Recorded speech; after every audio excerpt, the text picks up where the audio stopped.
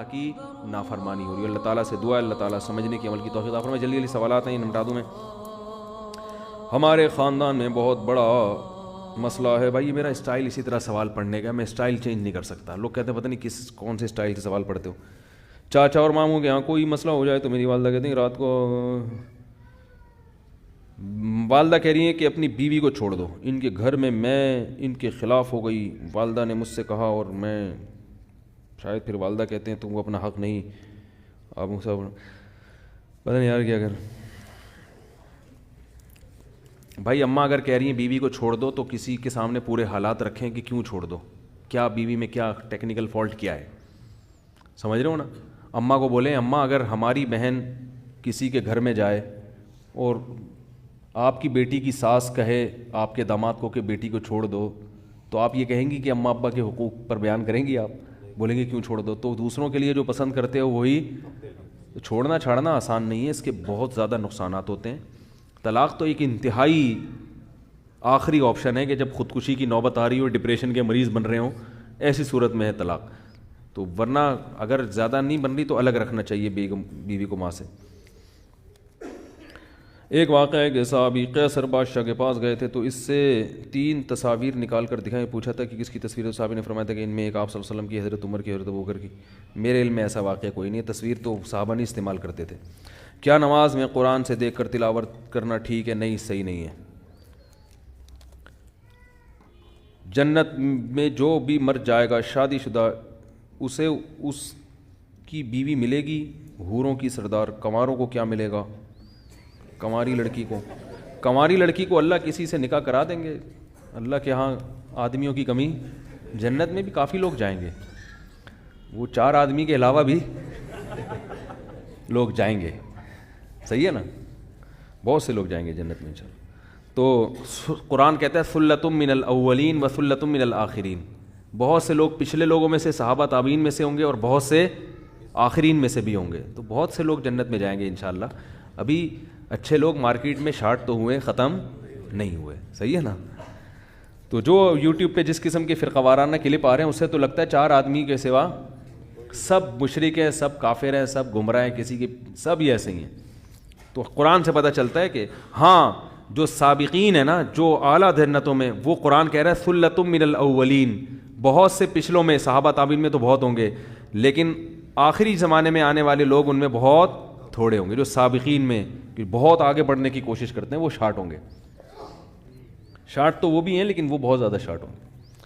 اگر کوئی عشاء پڑھ کے بڑے بغیر سو جائے پھر آدھی رات کو آنکھ کھلے تو عشاء کے بعد بغیر دوبارہ سوئے تہجد پڑھ سکتے ہیں؟ عشاء پڑھے بغیر سونا مکروہ ہے, بری بات ہے, اور آدھی رات تک عشاء کو مؤخر کرنا آدھی رات کے بعد یہ بھی مکروہ ہے. تو اس لیے عشاء آدھی رات سے بہرحال بلکہ 1/3 رات تک عشاء لازمی پڑھ لیا کریں. اور تہجد عشاء کے بعد ہی ہوتی ہے, عشاء سے پہلے نہیں ہوتی. تہجد کے لیے سونا ضروری نہیں ہے, سوئے بغیر بھی ہو سکتی ہے, مگر سنت طریقہ یہ ہے کہ پہلے نیند کی جائے پھر تہجد پڑھی جائے.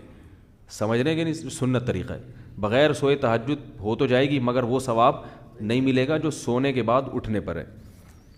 میزان بینک میں نوکری کے سلسلے میں عرض فرما دیں جائز ہے یا ناجائز ہے؟ گھر والوں اور دوست احباب کو کس طرح مطمئن کیا جائے اسلامی بینکنگ کی طرح؟ بھائی جائز ہے. مطمئن کرنے کے لیے 1 سال کا پورا کورس کریں جو ہم نے پورا میزان بینک میں ریسرچ کی ہے, تحقیق کی ہے. اگر ممکن ہو تو آپ اپنے واسطے میری جاب کروا دیں. بھائی میں اس قسم کے تعلقات نہیں رکھتا. مجھے بڑے بڑے لوگ ہیں جو اپنا کارڈ دیتے ہیں, میں یہ ہوں, میں آرمی میں فلاں ہوں, میں جج ہوں, میں یوں, میں کارڈ رکھتا ہوں جیب میں ان کی عزت کے لیے, پھر گھر میں ایک ڈسٹ بن ہے اس میں لا کے ڈال دیتا ہوں. سمجھ والی بات. البتہ جن لوگوں کا ایجوکیشن سے تعلق ہے ان کے میں نمبر اس لیے سیو کر لیتا ہوں کہ پھر مجھے ان سے بعض چیزوں میں ریسرچ میں سمجھ میں آ رہی ہے بات, مدد ملتی. ورنہ مجھے جتنے بھی آفیسر ٹائپ کے لوگ ہیں میرا ان سے کوئی لین دین نہیں, نہ میں ان سے کوئی کام نکلواتا ہوں, کیونکہ مجھے لوگ بہت کہتے ہیں. اب تو یہاں تک وہ ایک آفیسر آئے, وہ ان کو نکال دیا تھا جاب سے, آرمی سے, تو وہ مجھے کہہ رہے ہیں کہ آپ کے آرمی میں تعلقات ہیں, آپ مجھے دوبارہ. میں نے کہا اتنے تعلقات, لوگ دیکھتے ہیں کسی بریگیڈ کے ساتھ بیٹھے ہوئے کھانا کھا رہے ہو, سمجھتے ہیں کہ آپس میں بہت اچھے دیرینہ تعلقات ہیں. ایسا نہیں ہے. ماں طلاق یافتہ, ان کے پاس کافی پیسے ہیں پر وہ اپنے بھائی پر کافی زور دے رہی ہیں کہ میرے بچوں کے عقیقہ کریں اور بھائی کے پاس اپنے پیسے پیسے نہیں ہیں اس بارے میں. بھائی عقیقہ فرض واجب نہیں ہے, مستحب عمل ہے. پیسے نہیں ہیں تو نہ کریں. سمجھ رہے ہیں؟ بچہ پیدا ہونے پہ اتنے خرچے ہو رہے ہیں آج کل, تو عقیقے کے اگر پیسے نہیں ہیں تو کیا خیال ہے بھائی؟ نہیں کریں. اور اگر پیسے ہیں تو ویسے تو افضل ہے کہ لڑکے کے 2 بکرے, لڑکی کا 1 بکرا, کیونکہ بعض ائمہ کے نزدیک, خاص طور پر امام ابو حنیفہ رحمہ اللہ تعالیٰ کے نزدیک, عقیقہ جو ہے یہ قربانی جب بقرعید کی قربانی سے پہلے کا ہے. جب بقرعید کی قربانی واجب ہوئی تھی تو امام ابو حنیفہ کی رائے ہے کہ عقیقہ منسوخ ہو گیا تھا, اور صاحبین کی رائے ہے کہ منسوخ نہیں ہوا. تو اس لیے احناف کے پاس دونوں قول ملتے ہیں اس میں. امام حنیفہ کی رائے میں عقیقہ یہ بقرعید کی قربانی سے پہلے ہے, لیکن صاحبین کے نزدیک اور جمہور کے نزدیک نہیں, بقرعید کے بعد بھی ہے. تو اس لیے کرنا چاہیں تو بھی ٹھیک ہے, نہیں کرنا چاہیں, اور خاص طور پہ قرضے لے لے کے کرنا, پیسے ہیں نہیں, یہ پھر مناسب نہیں. اگر اللہ نے کھلا کھاتا دیا ہے ٹھیک ہے, بکرے کی بیٹے کی خوشی میں 2 بکرے, اور بیٹی میں بکرے نہیں ہوتے 2 دمبے بھی کر سکتے ہو. لوگ بکرا ہی ضروری سمجھتے ہیں, گائے بھی کر سکتے ہو. کیا خیال ہے بھائی؟ ایک چھوٹے سا بچڑا لے آؤ, کٹا نہیں ہوتا, بھینس کے کٹے بڑے ٹائٹ ہوتے ہیں, تو وہ ایک کٹا لے آؤ, 7 حصے ہو جائیں گے اس میں. اچھا, عقیقے میں جانور کا 2 دانت کا ہونا بھی ضروری نہیں ہے. سمجھ رہے ہیں؟ عقیقے کی وہ شرطیں نہیں ہیں جو قربانی کے جانور کی شرطیں ہیں. ارے کھیرا جانور بھی چلے گا عقیقے میں, کھیرا جانور بھی لیکن ایک بات کا خیال کرو کہ بالکل دودھ پیتا بچہ, اس کو ماں سے جدا کرنا جائز نہیں ہے. یہ لوگ ظلم کرتے ہیں کہ بکری سے اس کا بچہ چھین کے الگ کر دیا, یا 2 بچے ہیں پھر تو چلو 1 کاٹ دیا آپ نے, 1 تو رہتا ہے, وہ دوسرے کو یاد نہیں کرتی وہ, لیکن دونوں چھین لیے, جانور بہت سخت عذاب میں آتا ہے. اور بھینس تو اپنے بچوں سے ایسے محبت کر دی ایسے عشق ہو. یہ گوالے بڑا ظلم کرتے ہیں, بھینس کے بچے اس سے چھین لیتے ہیں اور جا کے کاٹ کے کھلا دیتے ہیں. تو جانور کے بچوں کو ماں سے الگ کرنا, بولو بھائی, درست نہیں ہے. لوگ بلیاں بچے دے دیتی ہیں گھر میں, بلی کو الگ پھینکا ہے, بچوں کو الگ پھینکا ہے. تو اللہ کہ میں نے خود بلیاں بچپن میں بہت پالی ہیں, اتنے موٹے موٹے آنسوؤں سے بلی روتی ہے اگر اس کا بچہ گم جائے, کئی دن تک روتی رہتی ہے, کئی دن تک چیختی رہتی ہے. تو تھوڑا سا تو دل ہونا چاہیے نا سینے کے اندر. تو اللہ نے یہ نیچرل محبت رکھی ہے, یہ بہت زیادہ, یہ قدرت کی طرف سے. ہمارے گھر میں ایک بلی تھی, ہم نے پالی ہوئی تھی, اس کا ایک چھوٹا سا بچہ تھا, وہ مر گیا. تو ہم نے اٹھا کے پھینک دیا. اب وہ جو اس کی ماں آتی تھی روزانہ ایک مخصوص آواز نکال کے تلاش کرتی تھی نا اس کو, بچے کو, ایک ہی تھا, اگر زیادہ ہونا تو اتنا مسئلہ نہیں ہوتا, جانور کو نہیں پتہ ہوتا کہ کتنے ہیں, صحیح ہے نا, وہ اس کو پتہ ہے میرے بچے ہیں. تو ایک بھی جب تک زندہ رہتا ہے نا وہ یہ سمجھتا ہے یہی ٹوٹل ہیں, لیکن وہ بھی غائب ہو گیا تو پھر وہ جانور پاگل ہو جاتا ہے. تو یہ اللہ نے محبت رکھی ہے, تو اس لیے تمام فقہاء نے کا اس پر یعنی لکھی ہے یہ بات فقہاء کرام نے کہ یہ مکروہ ہے, ناپسندیدہ عمل ہے, جائز نہیں ہے یہ. تو اس لیے کٹا کوئی ایسا ہو کہ وہ تھوڑا سا تمیز والا کٹا ہو ٹھیک ہے نا, تو اس کو کاٹ کے کھا جائے عقیقے میں. 7 بچوں کا کیا ہو جائے گا. عقیقہ رکھا کیوں ہے شریعت نے؟ فیملی پلاننگ والوں کو سمجھانے کے لیے کہ بچے کی پیدائش ایک نعمت ہے, لہذا اس میں بکرا بھی کٹے گا اور کھانا بھی کھائیں گے, چاہے 8واں بچہ ہو یا 18واں بچہ. ابھی ایک پنجاب یونیورسٹی کے بہت بڑے پروفیسر مجھ سے لاہور میں اسپیشل ملنے کے لیے آئے, بیانات سنتے ہیں. وہ 30-32 سال سے زیادہ عرصہ ہو گیا وہ پنجاب یونیورسٹی میں لیکچر دے رہے ہیں. تو کتنے سینئر لیکچرار ہوں گے نا, اور پی ایچ ڈی ڈاکٹر بھی ہیں, انوائرمنٹ میں انہوں نے پی ایچ ڈی کیا ہوا ہے. میں نے پہلے ان سے کوالیفیکیشن, ان کا نمبر میں نے سیو کیا کیونکہ ایسے پڑھے لکھے لوگوں سے آدمی کو بہت فائدہ ہوتا ہے نا, معلومات ملتی ہیں. تو انہوں نے بتایا کہ آپ کے جو بیانات ہوتے ہیں نا کہ بچے کی ولادت سے عورت کی صحت اچھی ہوتی ہے, یعنی یہ عورت کی صحت کے لیے ضروری ہے, حمل روکنا نقصان دہ. انہوں نے کہا میں اپنی ماں کا 17واں بچہ ہوں, اپنی والدہ کا 17واں بچہ ہوں. 13 سال میں والدہ کی شادی ہوئی تھی, 17واں بچہ ہوں, اور میری والدہ 80 سال کی عمر میں بھی گھر کے سارے کام کاج کرتی تھیں. ان کی ریسرچ ہے. مجھے تو آپ کہہ سکتے ہیں مولوی آدمی ہوں, میں نے بھی ریسرچ ہی پیش کی تھی نا. تو یہ گراؤنڈ ریئلٹی ہے جو میں یہاں بیٹھ کے بیان کر رہا ہوں. نسل روکنے سے عورت کی صحت خراب ہوتی ہے. عورت کو اللہ نے ایک بہت سارے کاموں میں ایک کام یہ بھی ہے کہ وہ نسل بڑھائے, تو اس فطرت کی تکمیل کرے گی. وقتی نقصان ضرور ہوتا ہے, جیسے میں نے اس کی مثال دی تھی نا, آپ جاگنگ کر رہے ہوں تو آپ ہوا ایک دم سانس پھول جائے گا اور کمزوری بھی آئے گی, چکر بھی آ سکتے ہیں. اب اس چکر کو, کمزوری کو دیکھ کر کوئی یہ کہے کہ جاگنگ کرنا صحت کے لیے نقصان دہ ہے, تو پاگل ہے وہ. بھائی یہ تو وقتی طور پر ہوگی, اب کھاؤ پیو صحت مند ہو جاؤ گے. کوئی آدمی جم خانے سے آیا اور آ کے پڑ گیا, جم میں اس نے ڈنڈ پیلے تھے, ورزش کی تھی, اب آپ کو یہ ہوتا ہے جم جانے سے اٹھا نہیں جا رہا اس کمبخت سے تو اپنے گھٹنوں سے, تو بھائی اب خوراک کھاؤ, آرام کرو تو ریکوری ہوگی تو پہلے سے زیادہ. تو اسی طرح عورت کی اچھی خاصی انرجی سرو ہوتی ہے بچے کی ولادت میں, وقتی طور پر بہت نقصان ہوتا ہے اس کو, وقتی ہوتا ہے, پھر وہ کھائے گی, خوراک ملے گی اس کو, تو پھر وہ پہلے سے زیادہ صحت اچھی ہوگی اس کی, موٹاپا نہیں آئے گا, بہت سارے فائدے ہیں, عمریں لمبی ہوتی ہیں.